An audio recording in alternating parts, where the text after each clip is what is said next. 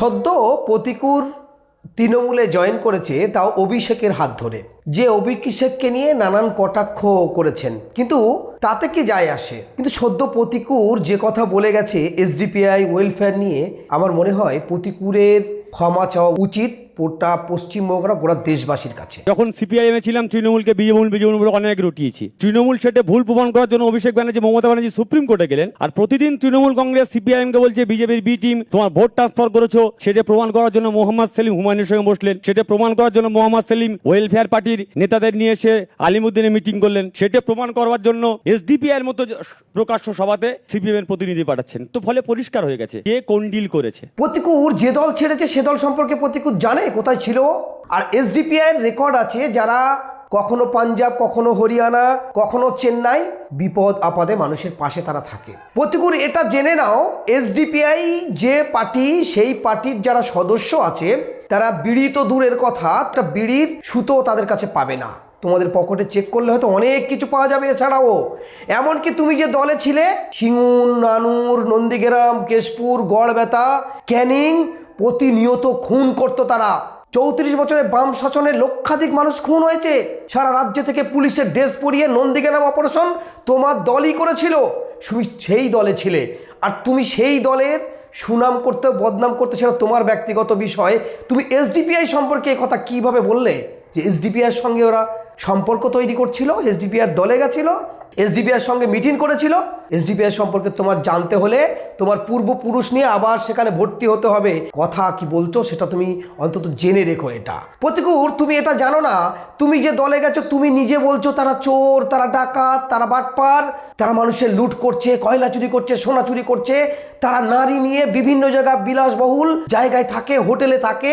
একাধিক নেতা মন্ত্রী তারা জেল কেটেছে, মানুষের টাকা লুট করেছে, সেটা তুমি বলেছো, তোমার মুখ থেকে বেরিয়েছে প্রতিকূর।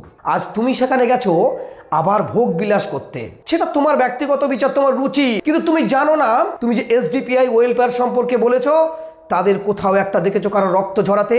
তারা অন্যায়ের বিরুদ্ধে প্রতিবাদ করে, সংবিধান অনুযায়ী তারা চলে। ভারতের সংবিধান অনুযায়ী সেই দলকে স্বীকৃতি দিয়েছে, তারা লড়াই করে, গোটা ভারতবর্ষ জুড়ে তারা সোশ্যাল ওয়ার্ক কাজ করে। প্রতিকূর, তুমি আরও একবার দেখে নিও এসডিপিআইয়ের চিত্র কার্যকলাপ কি আছে, আর ওয়েলফেয়ারের কার্যকলাপ কি আছে। তুমি হঠাৎ করে তাদের কথা বলে নিজের পূর্বপুরুষের ইতিহাসকে ভুলে যাচ্ছ। দেখো, যারা নিজের পূর্বপুরুষের ইতিহাস ভুলে যায়, কারা ভুলে যায়? যারা খুন করে, ধর্ষণ করে, সিঙ্গুর, নানুর, গড়বেতা, কেশপুর, মরিঝাপির মতো জায়গায় যারা করেছিল 34 বছর ধরে, আজ তারা শূন্য, দিশাহারা।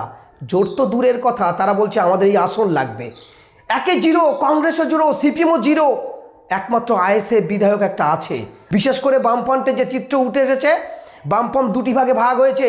যেগুলো মুসলমান ছিল যারা, সেই বামপন্থীরা তারা তৃণমূলের দিকে চলে গেছে, কেউ মন্ত্রী হয়েছে, কেউ লিডার হয়েছে, কেউ বিধায়ক আছে। আর হিন্দু সম্প্রদায়ের মানুষ কিন্তু বিজেপির দিকে চলে গেছে। প্রতিকূর, তুমি দোষ দিতে পারো, কিন্তু তোমার এটা উচিত হয়নি যে এসডিপিআই ওয়েলফেয়ারের বিরুদ্ধে কথা বলা। পারলে তুমি ক্ষমা চেয়ে নিও, নইলে আরও আগামী দিনে তুমি যে দলে ছিলে, খুন, রাহাজানি, সন্ত্রাস, মানুষের মাথা নিয়ে ফুটবল খেলতো, তাই 34 বছর তাদেরকে মানুষ সরিয়ে দিয়েছে, আর হালে পানি পাচ্ছে না। প্রতিকূর, সে দলে তুমি পানি না পেয়ে, হালে না পানি পেয়ে তুমি চলে এসছো তৃণমূলে। কাদের দলে এসছো? তুমি নিজে বিবেকেই প্রশ্ন করে দেখো, তুমি কাদের সঙ্গে মিশেছো? তোমার মুখ থেকে বেরিয়েছিল কয়লা চোর, সোনা চোর, আর তুমি এসডিপিআর নামে বদনাম করছো। এই লজ্জা তুমি ঢাকবে কোথাও? যাদের পার্টি অফিসে গিয়ে একটা বিড়ির সুতো পাওয়া যায় না, যারা মানুষের রক্ত ঝরায় না, যারা মানুষের খুন করে না, যারা মানুষ দেহ করোনাকালে হিন্দু সম্প্রদায়ে মানুষ বাড়ি ছেড়ে চলে গেছে দেহ রেখে দিয়ে, সেই এসডিপিআই তাদের কাঁধে তুলে নিয়ে সেই লাশগুলো দাহ করেছে। যেখানে পচে গলে পড়ে থাকতো তারা সেখানে নিয়ে তাদের মাটি চাপা দিয়েছে। আর তুমি তাদের নামে বলছো এসডিপিআই ওয়েলফেয়ার, তাদের নামে বদনাম করছো।